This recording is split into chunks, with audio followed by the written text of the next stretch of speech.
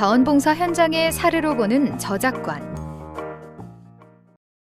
자원봉사센터에서는 자원봉사의 가치를 시민에게 알리고 적극적인 자원봉사 참여 독려를 위해서 다양한 홍보물을 만들고 배포합니다. 타인의 저작권을 보호하고 나의 콘텐츠를 풍성하게 제작하기 위해서는 저작권을 알아야 합니다. 이번 시간에는 저작권 보호의 이해, 콘텐츠 유형별 저작권, 저작권 내용 증명을 받았을 때 대응 방법, 무료 콘텐츠 사이트 안내에 대해 알아보겠습니다. 1. 저작권 보호의 이해. 컴퓨터 시대를 넘어 모바일 시대를 살아가는 우리는 미디어 소비가 삶의 일부가 되었습니다. 누구나 미디어를 소비, 생산할 수 있는 시대입니다. 검색 또는 소셜 미디어를 통해서 타인의 콘텐츠를 쉽게 보고 때로는 사용할 수 있는 시대가 되었습니다. 타인의 콘텐츠를 사용하려면 어떻게 이용해야 하는가? 저작자에게는 어떤 권리가 있는가? 그 권리가 어디까지 미치는가에 대해 확정해주는 법이 저작권법입니다. 저작권법을 이해해야 나의 권리를 확인하고 타인의 권리를 보호할 수 있게 되며 때로는 불필요한 분쟁을 막을 수 있습니다. 저작권 개념을 이해하기 위해서는 저작물, 저작자, 저작권을 이해해야 합니다. 먼저 저작물은 인간의 사상 또는 감정을 표현한 창작물로 특별히 저작권의 보호를 받는 콘텐츠를 말합니다. 흔히들 땀 한 방울이라도 섞여 있는 창작물이면 저작물이다라고 표현합니다. 저작물의 개념을 명확하게 하기 위해 예를 들어봅시다. 사진이 저작권 보호를 받으려면 피사체 선택, 구도 설정, 빛의 방향 조절과 빛의 양 조절 등의 개성과 창조성이 있어야 합니다. 그런 관점에서 보면 연예인 화보 사진, 포토샵 등으로 이미지 처리를 한 상품 사진 등은 저작물로 인정받지만 증명사진, 제품사진, 명화사진처럼 피사체를 기계적으로 충실하게 재현해내는 데 그친 사진은 창작성이 없으므로 저작물로 보지 않습니다. 영상 제작물인 경우도 CCTV나 블랙박스처럼 창작성 없이 단순하게 촬영한 영상은 저작물이 아니라 단순 녹화물에 지나지 않습니다. 저작자는 저작권의 주체인 저작자로 저작물을 창작한 자입니다. 단순히 기계처럼 작업한 사람이나 비용, 재료 등 물질로 기여한 사람은 저작자가 될 수 없습니다. 저작권의 보호기간은 저작권자가 사망한 후 70년까지로 규정해 놓았습니다. 저작자와 비슷한 개념으로 저작 인접권자가 있습니다. 저작물을 직접 창작하지는 않지만 해석하거나 전달하는 사람들입니다. 창작에 준하는 활동을 하면서 저작물의 가치를 높이는 역할을 합니다. 실현자, 음반 제작자, 방송 사업자가 이에 해당합니다. 실현자는 배우, 가수, 연주자 등을 말합니다. 또한 업무상 저작물은 회사와 같은 조직체에서 만드는 저작물로서 공동 저작물이 아니라 회사가 저작자가 됩니다. 저작권은 저작자가 자신의 저작물에 대해 갖는 권리이며 창작한 순간부터 발생하므로 특허권처럼 따로 등록할 필요는 없습니다. 저작권 분야는 저작 인격권, 저작 재산권, 저작 인접권으로 나뉩니다. 그중에 저작 인격권에 해당하는 동일성 유지권에 대한 문제가 많이 발생합니다. 다른 사람의 저작물을 이용할 때 내용이나 형식, 제목 등을 함부로 변경하면 동일성 유지권을 침해한 것입니다. 한동안 야구장에서 응원가를 부르지 못할 때가 있었습니다. 구단별로 응원가에 대한 저작권료를 내고 있는 상황이었는데 개사 편곡으로 동일성 유지권을 침해받았다고 작곡, 작사가들이 소송을 건 것입니다. 결과적으로 법원은 원곡을 개사한 것이 원곡을 알아채지 못할 정도는 아니므로 통상적인 변경에 해당한다는 이유로 구단의 손을 들어줬습니다. 자원봉사센터 및 수요처에서도 원곡을 개사하는 경우 저작권의 저작 인격권을 고려하여 업무를 진행해야 합니다. 모든 사안에 저작권에 대한 허락을 받아야 하는 것은 아닙니다. 저작권법에는 저작자의 허락을 받지 않고도 저작물을 제한된 범위에서 이용할 수 있도록 규정해 두었습니다. 자원봉사계의 눈여겨볼 규정으로는 공공저작물의 자유이용, 공표된 저작물의 인용, 영리를 목적으로 하지 아니하는 공연, 방송, 시각장애인을 위한 복제 등, 청각장애인을 위한 복제 등, 저작물 이용 과정에서의 일시적 복제, 문화시설에 의한 복제 등 저작물의 공정한 이용이 있습니다. 특히 저작물의 공정한 이용 규정은 자유이용을 포괄적으로 허용해준다는 점에서 의미가 있습니다. 저작자의 이익을 부당하게 해치지 않는다면 공정한 이용이라고 볼 수 있습니다. 한 예로 인터넷 검색 사이트 썸네일 이미지를 허락받지 않고 사용하는 것은 공정이용에 해당한다는 판결이 있습니다. 그리고 인터넷 검색 사이트 썸네일 이미지에 대한 공정이용 해당 여부에서 썸네일 이미지는 포토샵을 이용하여 원본 사진과 같은 크기로 확대한 후 보정 작업을 거친다 하더라도 여러 현상으로 작품으로서의 사진을 감상하기는 어렵기 때문에 원본 사진을 그 본질적인 면에서 사용한 것으로는 보기 어렵습니다. 따라서 썸네일 이미지의 사용은 검색 사이트를 이용하는 사용자들에게 보다 완결된 정보를 제공하기 위한 공익적 측면이 강한 점 등을 종합하여 보면 저작권자의 허락 없이 사진 작품을 썸네일 이미지로 사용하였다고 하더라도 이러한 사용은 정당한 범위에서 공정한 관행에 합치되게 사용한 것으로 보아야 합니다. CCL은 크리에이티브 커먼스 라이센스의 약자로 자신의 창작물을 일정한 조건 하에 다른 사람의 자유로운 이용을 허락하는 국제적인 표시입니다.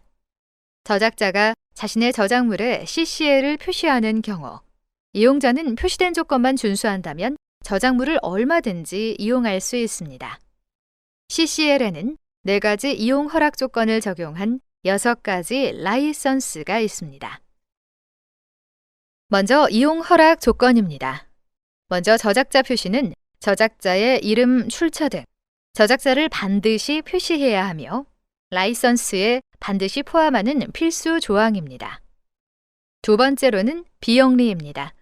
이는 저작물을 영리 목적으로 이용할 수 없으며 영리 목적의 이용을 위해서는 별도의 계약이 필요하다는 의미입니다. 세 번째로는 변경 금지입니다. 저작물을 변경하거나 저작물을 이용한 2차적 저작물 제작을 금지한다는 의미입니다. 마지막으로 동일 조건 변경 허락입니다. 2차적 저작물 제작을 허용하되 2차적 저작물에 원 저작물과 동일한 라이선스를 적용해야 한다는 의미입니다. 다음은 라이선스입니다. 먼저 저작자 표시는 저작자의 이름, 저작물의 제목, 출처 등 저작자에 관한 표시입니다. 두 번째로 저작자 표시의 비영리는 저작자를 밝히면 자유로운 이용이 가능하지만 영리 목적으로 이용할 수 없다는 의미입니다. 세 번째로 저작자 표시의 변경 금지는 저작자를 밝히면 자유로운 이용이 가능하지만 변경 없이 그대로 이용해야 한다는 의미입니다. 네 번째로 저작자 표시의 동일 조건 변경 허락은 저작자를 밝히면 자유로운 이용이 가능하고 저작물의 변경도 가능하지만 2차적 저작물에는 원 저작물에 적용된 것과 동일한 라이선스를 적용해야 한다는 의미입니다. 다섯 번째로 저작자 표시 비영리 동일 조건 변경 허락은 저작자를 밝히면 이용이 가능하며 저작물의 변경도 가능하지만 영리 목적으로 이용할 수 없고 2차적 저작물에는 원 저작물과 동일한 라이선스를 적용해야 한다는 의미입니다. 마지막으로 저작자 표시 비영리 변경 금지는 저작자를 밝히면 자유로운 이용이 가능하지만 영리 목적으로 이용할 수 없고 변경 없이 그대로 이용해야 한다는 의미입니다. 생각보다 많은 온라인 콘텐츠가 CCL을 달고 공유되고 있습니다. 블로그에 글을 게시할 때도, 동영상을 업로드할 때도, 워드 프로세서에서 글을 쓸 때도, 이미지를 공유할 때도, 웹사이트를 운영할 때도, 위키 백과까지 대부분은 온라인 콘텐츠를 사용할 때 CCL을 달고 공유할 수 있고 사용할 수 있습니다. 2. 콘텐츠 유형별 저작권. 저작권에서 다루는 다양한 콘텐츠 유형이 있습니다. 여기서는 자원봉사센터에서 자주 사용하는 콘텐츠인 이미지, 음악, 글꼴, 뉴스 중심으로 설명하겠습니다. 먼저 미술 저작권은 인간의 사상이나 감정을 시각적 형상이나 색채 또는 그것을 조합해서 미적으로 표현한 저작물을 말합니다. 인터넷 검색만으로도 찾을 수 있는 다양한 이미지 자료도 창작성만 있으면 저작물로 성립됩니다. 그렇기 때문에 검색으로 찾은 이미지를 사용해도 되는 확실한 증거가 없다면 사용하지 않는 것이 좋습니다. 많은 기관이 디자인 업체를 통해서 제작한 소식지, 팜플렛 PDF를 홈페이지에 업로드하여 공유하고 있습니다. 그러나 PDF에 들어가 있는 특정 이미지 때문에 저작권 내용 증명을 많이 받기도 합니다. 디자인 업체에서 사용하는 이미지는 이미지 포털에서 비싼 비용을 지불하고 다운받는 이미지입니다. 그런데 이미지 포털에서 제시하는 약관이 재미있습니다. 이미지를 인쇄물로 만들 때는 정액제로 운영하지만 이 브로슈어, PDF, SNS 등 온라인에 게시할 때는 비용을 협의해야 합니다. 비용이 정해져 있지 않은 것이죠. 한마디로 인쇄물을 온라인에 올리면 엄청난 추가 비용이 발생합니다. 다른 예로는 한 자원봉사센터에서 지역 벽화 사업을 진행했는데요. 인터넷 검색으로 찾은 한 작가의 이미지를 벽화로 그린 것이죠. 저작권자가 저작권 내용 증명을 보냈고 많은 비용을 요구했지만 결과적으로는 저작권 교육 조건부 기소 유예로 끝이 났습니다. 위와 같은 사례가 또 발생할 수 있으니 인터넷에 있는 이미지를 함부로 다운받아서 홍보물을 만들면 안 됩니다. 음악 저작물은 인간의 사상이나 감정을 음으로 표현한 창작물을 말합니다. 원래 음악을 사용하려면 작사, 작곡가, 실현가, 음반 제작자 세 주체에게 허락을 받아야 합니다. 솔직히 불가능한 방법이죠. 그래서 음악가들이 한국음악저작권협회를 만들어 그곳에서 음악 저작권에 대한 신탁 관리 위탁을 하고 있습니다. 이제는 한국음악저작권협회를 통해 음악 저작권에 대해 협의할 수 있는 것이죠. 자원봉사센터 및 수요처는 특성상 음악을 독자적으로 사용하는 경우는 별로 없고 대개 영상의 배경음악을 사용하는 경우가 많습니다. 배경음악으로 사용하더라도 허락을 받지 않고 사용하면 저작권 위반이 될 수 있습니다. 하지만 걱정하지 마세요. 방법이 있습니다. 저작권이 있는 음악은 유튜브에 올리면 됩니다. 유튜브는 음악을 분석하여 저작권이 있는 음악이 있다면 자동으로 광고가 붙습니다. 그 광고 수익을 한국음악저작권협회를 통해서 저작자가 가지고 가는 시스템을 만든 것이죠. 자원봉사센터 및 수요처에서 영상을 만드는 목적이 수익은 아니죠. 유튜브에 올리면 저작권자는 수익이 증가하고 자원봉사센터 및 수요처는 영상을 공유할 수 있어 일석이조입니다. 아주 가끔은 저작권이 있는 음악을 유튜브 올렸을 때 차단될 때도 있습니다. 이는 저작자가 유튜브에서 사용하지 못하게 차단한 음악이기 때문에 그렇습니다. 글꼴 저작권의 핵심은 글자 모양은 저작권법상 보호 대상이 아니라는 겁니다. 대신에 글꼴 파일은 컴퓨터 프로그램 저작물로서 저작권법상 보호됩니다. 이는 글자 형태가 마음에 들어 글자 형태 그대로 자수를 놓거나 한 점씩 그리거나 사진을 찍어 공유한다고 해도 저작권 위반이 되지 않습니다. 그러나 글꼴 파일을 사용해서 만든 결과물에 대해서는 저작권법상 보호가 됩니다. 글꼴 저작권에 대해 자세히 알고 싶은 분은 한국저작권위원회에서 발간한 글꼴 파일 저작권 바로 알기를 꼭 읽어보시기 바랍니다. 인터넷에서 글꼴 파일을 찾다 보면 비영리, 개인 목적, 무료 글꼴이라는 표현을 본 적이 있을 겁니다. 이런 글꼴을 우리 자원봉사센터 및 수요처에서 사용해도 될까요? 절대 사용하면 안 됩니다. 여기서 말하는 비영리와 개인 목적은 단체의 사용을 뜻하지 않습니다. 가정에서 사용하는 수준인 순수한 비영리, 개인 목적을 뜻합니다. 또한 한글 워드 프로세서를 설치할 때 설치된 글꼴을 파워포인트 등 다른 프로그램에서 사용해도 될까요? 법원의 판단은 저작권자가 다른 프로그램에서 번들 글꼴을 사용하지 못하도록 기술적 조치를 취하지 않았기 때문에 다른 프로그램에서 번들 글꼴을 사용하도록 묵시적으로 허락한 것으로 볼 수 있다고 했습니다. 그러나 전임자 등이 설치한 글꼴을 프로그램 내 설치된 번들 글꼴로 착각하여 활용하는 경우가 종종 있으므로 주의해야 합니다. 또 다른 예를 들어보겠습니다. 디자인 업체가 제작하여 공유된 소식지 PDF 파일을 글꼴 저작권자가 글꼴 파일이 저작권을 침해했다고 주장할 경우에는 어떻게 될까요?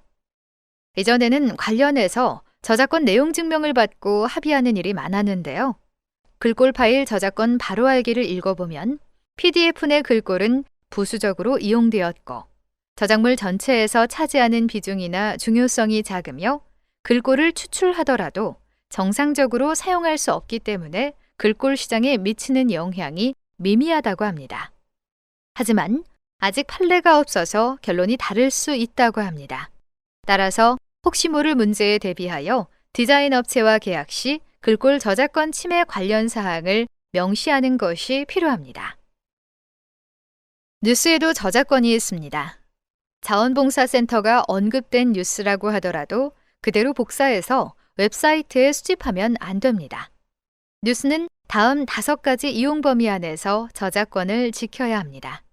첫째, 개인적으로 이용하거나 가정 등 한정된 범위 안에서 이용합니다. 둘째, 초, 중, 고등학교에서는 수업 목적으로만 활용합니다. 셋째, 뉴스 기사를 스크랩하거나 퍼올 때는 3줄 이내로 이용합니다. 넷째, 저작권자인 언론사로부터 이용 허락을 받은 후 이용합니다. 다섯째, 뉴스 저작권 신탁관리기관과 이용계약을 체결합니다. 이 중에 가장 쉽고 빠르게 뉴스를 사용하는 방법은 3번째입니다. 퍼올 때는 3줄 이내로 링크와 함께 가지고 오면 됩니다. 가장 대표적인 예가 아웃링크 방식입니다. 뉴스를 SNS상에 링크를 걸면 사진, 제목, 짧은 글이 나오는 방식입니다. 즉 클릭했을 때 저작자의 웹페이지로 이동하는 방식이죠. 뉴스 저작권 걱정 없이 기사를 모아낼 수 있습니다. 한 예로 한 기관에서 뉴스 저작권을 위배했다는 법무법인의 전화를 받았습니다. 확인해 보니 기관에서 작성한 뉴스를 기자가 받아 기사화된 것이었습니다.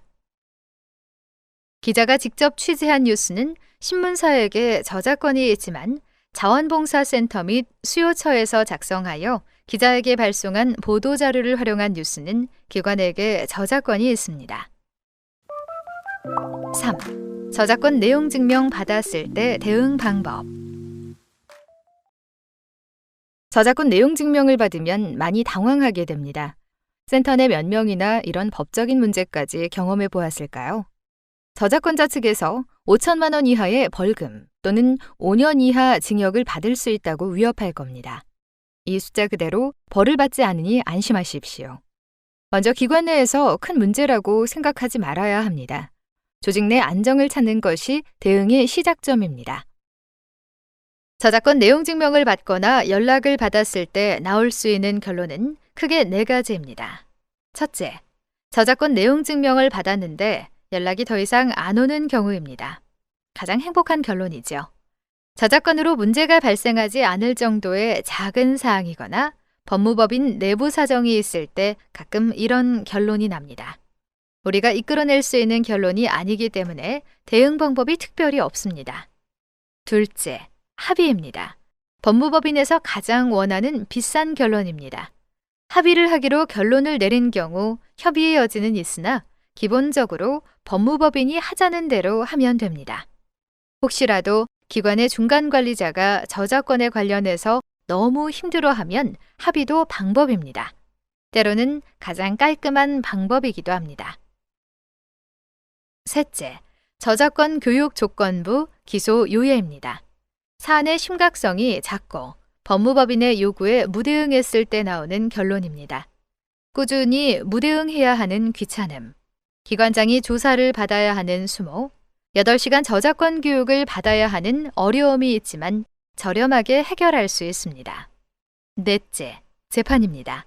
재판까지 가고 싶은 기관은 없을 겁니다. 법무법인이 요구하는 비용보다 적은 비용으로 판결이 날 때가 많습니다. 저작자 측에서 너무 큰 비용을 요구하면 재판도 생각해야 합니다. 많은 비영리 단체가 쉽게 합의를 하다 보니 판례가 적어 어느 정도까지 저작권을 활용할 수 있는지 법적으로 판단을 받은 정보가 부족합니다. 재판을 통해 판례를 만들면 비영리 단체 전체에게 기준점을 알려줄 수 있는 정보 자산이 됩니다. 내용 증명을 받으면 내부적으로 해야 할 것이 많습니다. 첫째, 진짜 침해했는지 확인해야 합니다. 1%라도 침해했을 가능성이 높습니다. 둘째, 일단 신속하게 문제를 제거합니다. 온라인에 있는 소식지 PDF를 내리고 배너를 삭제합니다. 셋째, 우리 기관 책임인지 디자인 업체 책임인지 확인합니다. 또는 우리 기관 책임이지만 디자인 제작 업체에게 책임을 부탁드려도 될 일인지 확인합니다. 이기적인 방법이지만 신뢰가 두터운 업체라면 업체가 이 문제를 해결해 줄 수도 있습니다. 넷째, 저작권을 공부하기 바랍니다. 저작권에 관한 정보는 온라인에 넘쳐납니다. 공부하다 보면 너무 걱정하지 않아도 된다는 것이 쉽게 알 수 있습니다. 다섯째, 담당자는 자리에 없고 아는 바가 없다는 법무법인 대응 방법을 직원과 공유합니다. 우리 센터가 미리 혐의를 인정하거나 확인시켜주면 안 됩니다. 저작권자 측이 사실관계를 확인했기 때문에 협상 비용을 올릴 수 있습니다. 무대응으로 대응하다 보면 경찰 또는 검찰로부터 조사 요구가 옵니다. 이 과정에서 보통 합의하거나 저작권 교육 조건부 기소유예까지 갈지를 결정해야 합니다. 저작권 교육 조건부 기소유예까지 도달하는데 참 험난합니다. 온 직원이 계속 무대응해야 하고 녹음도 하고 기관장이 조사도 받고 교육까지 들어야 하니 오랫동안 그 긴장감을 유지하기란 쉽지 않습니다. 꼭 저작권 교육 조건부 기소유예가 정답은 아닙니다. 기관의 상황에 따라 합의금의 무게가 다릅니다. 기관장, 직원이 조사받는 것이 너무 두려워 먼저 합의하자고 할 수도 있습니다. 저작권 교육 조건부 기소유예에 도달하는 데까지 조직 안에서 다양한 갈등, 불안이 나타날 겁니다. 조직의 안전과 평화를 위해 합의도 문제를 해결하는 신속한 방법입니다. 조직의 상황과 기관장의 인식에 따라 결정해야 할 사안입니다. 4. 무료 콘텐츠 사이트. 지금부터 설명할 무료 콘텐츠 사이트는 위에 설명한 CCL 저작권을 활용하여 콘텐츠를 공유하는 사이트입니다. 온라인 콘텐츠를 활용할 때는 CCL을 확인하고 사용하는 것이 좋습니다. 먼저 공유마당은 한국저작권위원회에서 저작권 보호기간이 지난 저작물을 자유롭게 이용할 수 있는 사이트입니다. 저작권이 만료된 저작물이나 공공저작물, 지적재산권자가 기증한 저작물의 정보와 저작물 파일을 서비스하고 있습니다. 비디보는 동영상, 모션, 그래픽, 음악, 음향 효과를 제공하고 있습니다. 대부분 영상 시간이 짧습니다. 4가지 사용 조건 중에 가장 자유로운 라이센스는 로열티 프리입니다. 라이선스 규정이 복잡하다고 생각된다면 로열티 프리 라이센스를 선택해서 다운받는 것이 좋습니다. 마즈와이는 감성적인 영상이 많습니다. 2가지 라이선스 유형으로 영상을 다운받을 수 있습니다.